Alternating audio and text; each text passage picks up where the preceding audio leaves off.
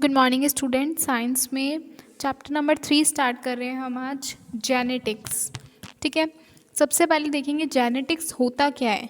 Genetics science के अंदर आपको पता है 3 सब्जेक्ट होते हैं ना, बायोलॉजी, फिज़िक्स और केमिस्ट्री।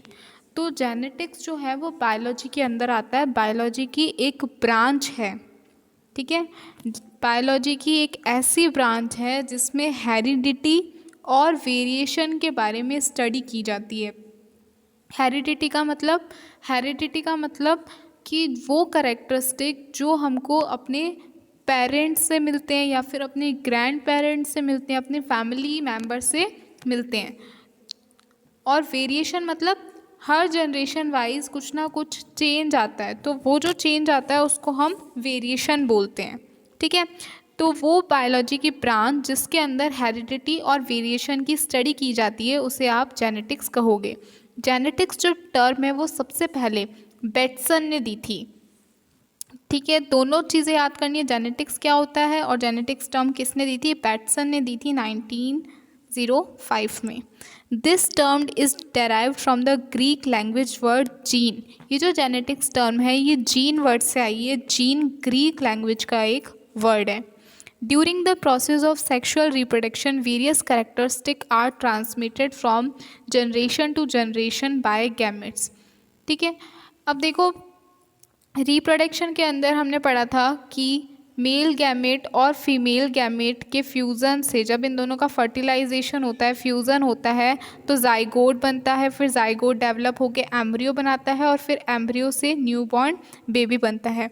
तो जब मेल गैमेट और फीमेल गैमेट का फ्यूज़न होता है उसी के अंदर, उसी के थ्रू ही करेक्टरिस्टिक का ट्रांसमिशन होता है। एक जनरेशन से दूसरी जनरेशन के अंदर करेक्टर्स जाते हैं और इन करेक्टर को हम हेरिडिटरी करेक्टर कहते हैं।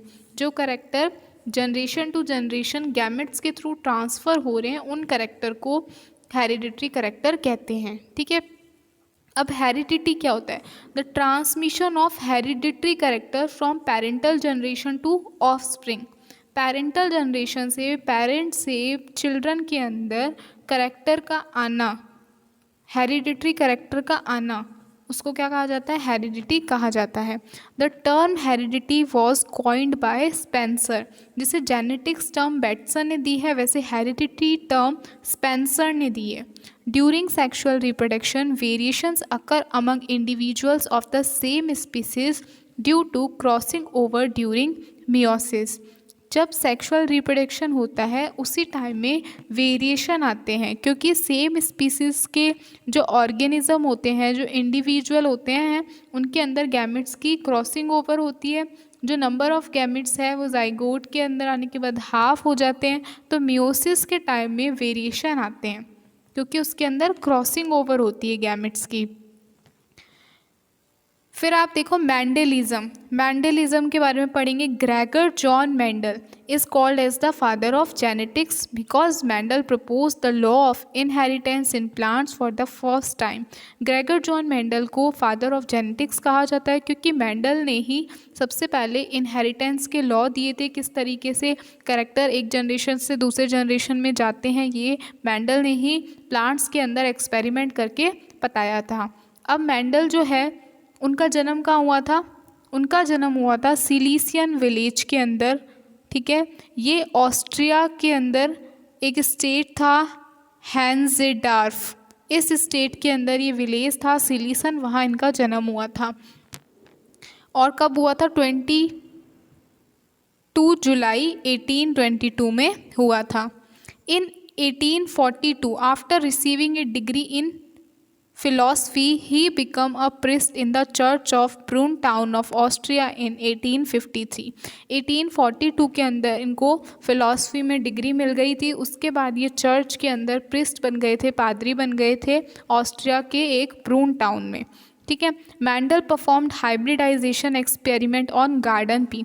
मैंडल ने अब इनहेरिटेंस के लॉ दिए, कैसे दिए, उन्होंने हाइब्रिडाइजेशन किया गार्डन पी के ऊपर। गार्डन पी का बॉटेनिकल नेम होता है पाइसम सटाइवम। 7 ईयर्स तक उन्होंने ये एक्सपेरिमेंट किया 1865 के अंदर उनको अपने एक्सपेरिमेंट के रिजल्ट्स मिले और उन रिजल्ट को उन्होंने रिसर्च पेपर में, ठीक है, ब्रून सोसाइटी ऑफ नेचुरल हिस्ट्री का रिसर्च पेपर था, उसके अंदर उन्होंने अपने एक्सपेरिमेंट्स को लिखा। 1866 के अंदर ये जो एक्सपेरिमेंट्स थे ये सोसाइटी एनुअल्स प्रीसीडिंग इसके अंदर पब्लिश किए गए और टाइटल क्या था उनके पेपर का, एक्सपेरिमेंट ऑन प्लांट हाइब्रिडाइजेशन। इस टाइटल के साथ सोसाइटी के अंदर वो पब्लिश किए गए। On the basis of result of these experiment on garden P, ये जो रिजल्ट्स आए थे उनके बेसिस पर मेंडल ने अपने लॉज दिए इनहेरिटेंस के, और उन्हीं लॉज को, उन्हीं नियमों को मेंडलिज्म कहा जाता है। और उसके बाद में मेंडल की 6 जैन 1884 में डेथ हो गई।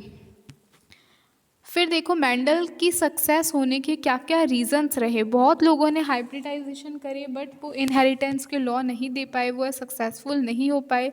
और मेंडल ने ऐसा क्या किया जिसकी वजह से वो सक्सेसफुल हुए, उसके रीजंस हम नेक्स्ट क्लास में पढ़ेंगे। Thank you.